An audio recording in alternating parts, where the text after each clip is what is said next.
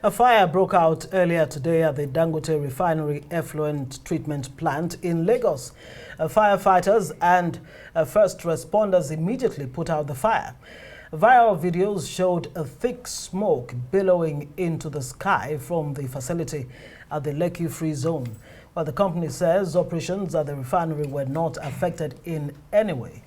Earlier this week, the Dangote Refinery accused multinationals of hiking crude prices to sabotage its local oil supply.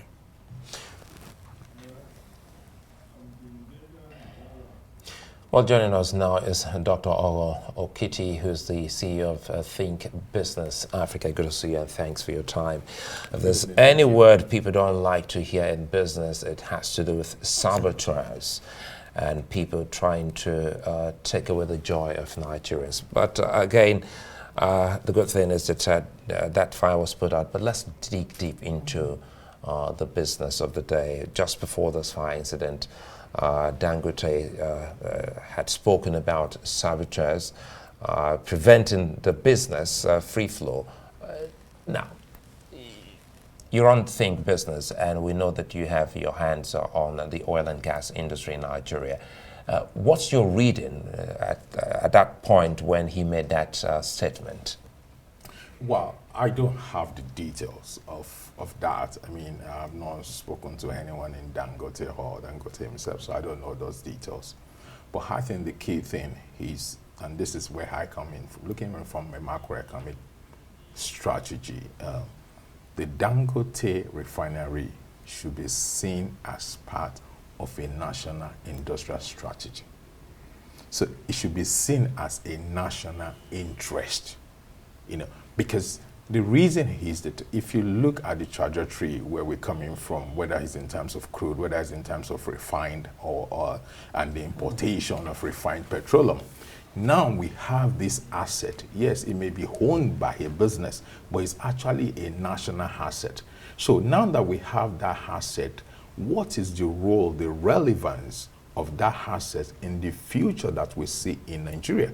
And the future that I see is that that asset should be part of the solution to our energy crisis in Nigeria. Simple.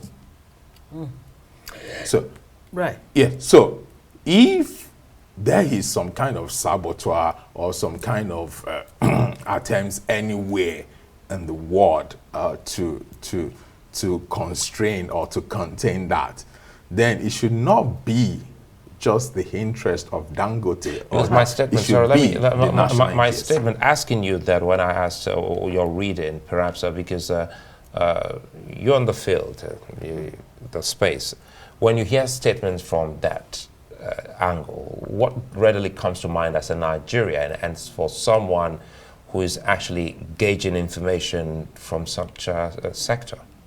So what comes, I mean, that's why I don't want to go. What will appear is that somewhere, somehow, some measures are being taken to frustrate the progress. To frustrate, whether it's refinery or whatever it is, to frustrate the progress of the business. So, but the extent or the details of those measures, they are things I am not aware of. But what I am concerned about is that it should not be seen as a Dangote problem. Right. It should be seen as a national problem. So if it should be seen as a national problem, how should the federal government be responding to this? Because, marketers are saying there's a need for the federal government to intervene. They're also saying that Dangote should deal with them directly. I'm talking about IPMAN, Independent Petroleum Marketers Association. They're saying they've been asking Dangote Refinery to, deal with them directly and not with middlemen. But on the issue of this, bigger picture, that this is economic sabotage against Nigeria, is it not? So how should governments, so the way this? That's exactly, and that was where I started with. The first notion or the first recognition I think the government should have, and especially because the government actually has interest in Dangote Refinery. So the first interest of the government is Nigeria. That should be the first. So in that case, you now have different elements. You have the Dangote, you have the hitman, you have the consumers like me and you that consume. So you have all those things. The government is the overriding everyone, to protect everyone's interest.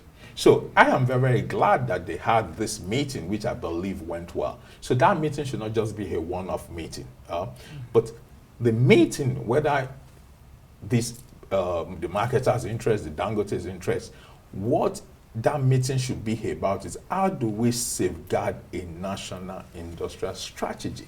Right. So what do I mean by that? Access to energy as cheap as possible, reliable as much as possible. So those are the metrics. Do you get my point? We don't want queues at our filling stations anymore. We don't want expensive energy if we can produce cheap ones anymore. So those are the things that we should now look for. How do we get to that point? We can only get to that point. 5 years ago, we didn't need to have this kind of conversation because we're importing everything. But now that we have this national asset, what is the role, the relevance that this national asset should play in that access, in that reliability, and of course in providing cheap access? I'm happy you're talking about 5 years ago, and this is now 5 years ago. And this is now, we're also having the semblance and the same pain of 5 years ago. Exactly. If you have a refinery, for instance, in this case, Dangote Refinery, and you still would go all out to get your crude, when we have crude in Nigeria, on account of no refinery, we move our crude out of Nigeria to refine. But now you now have a refinery, and the refinery is being starved of crude. And the NMDPR has spoken already, saying that deregulation allows marketers to source products from anywhere. That's its reply to Dangote, saying that there's no allegation of such. But the vibe here is that NNPC and the government hasn't actually spoken on this issue of allegation with clear facts. Why would